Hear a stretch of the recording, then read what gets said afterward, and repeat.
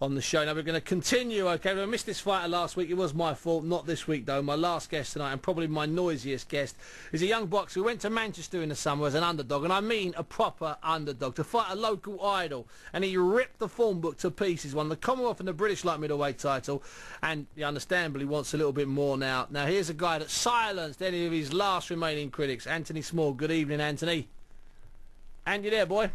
I got you there, didn't I? I chose to have that little pause there because you called me noisy. I'm good. How you doing? Oh, okay, you tricked me. Listen, Andy, first of all... Yeah, I'm a thinking man. I've got to keep you on your toes. Yeah, hey, listen. First of all, apologies for missing you last week. That wasn't my fault. I had Mark Prince on the show, and it was a great interview, you know, talking about his son that was stabbed. So I had to cut you, and I'm sorry about that.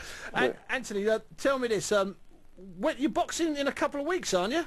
I'm boxing in about 3 weeks' time for my calendar. I'm boxing on the 27th of November up in Wigan against Thomas McDonagh. And that's not an easy fight on paper. He's a decent fighter, McDonagh. I mean, you know. He's a decent fighter. What you need to understand about Andy Small is that any fight I prepare for, I prepare for it like I'm fighting against the hardest punching, most skillful, fastest, strongest fighter I've ever fought in my life. So. Yeah. Basically, based on that, when I put the work in the gym to get in, when I get in the ring, it's going to be an easy night's work.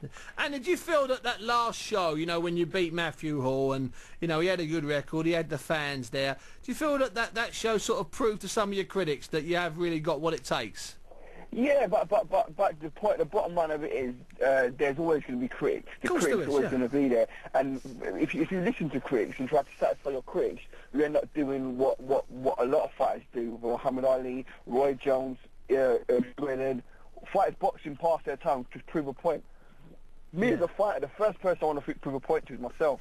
Yeah, just make sure you can do it. Prove a point to myself, and I prove a point to myself every single day when I'm training in the gym. So when I get in the ring, basically I'm just demonstrating the work that I put in the gym. So basically, the critics don't really. The critics always gonna have something to say. Always gonna have some dude on YouTube, on Facebook, chatting his mouth off, talking about what he will do. But they don't pay your wages, do they? Those guys. Absolutely. So my job is not to satisfy the critics, but it was good to shut them up for a little while. I knows that. Well, I was a big underdog, and I had to show them what time it was. You did. Well, that's when I came to see you before the fight, and that's the one thing I said was just stay calm at night, and you did a great job on Hall, and I think it was a terrific performance. Now, Anthony, is it true? Is you going to be boxing? You're going to be boxing for Ricky Hatton in the future? Hatton Promotions. You got to deal with them. This fight is actually on the Hatton promotion bill. Okay. And in regards to any other future fights, I'll leave it in the hands of my solicitors, Mel Goldberg and Simon Pennell. They deal with all the rigmarole. Basically, for the past a couple of months I've been boxing, I basically just write myself with the league. I've got my advisor Martin Pollard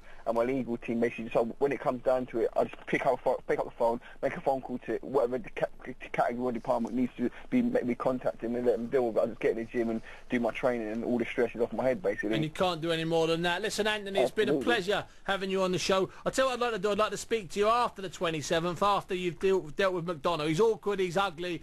Do the business with him. Anthony Small will speak to you after that. Sweet as a nut, geezer. Lovely. All the best. Thanks, Andy.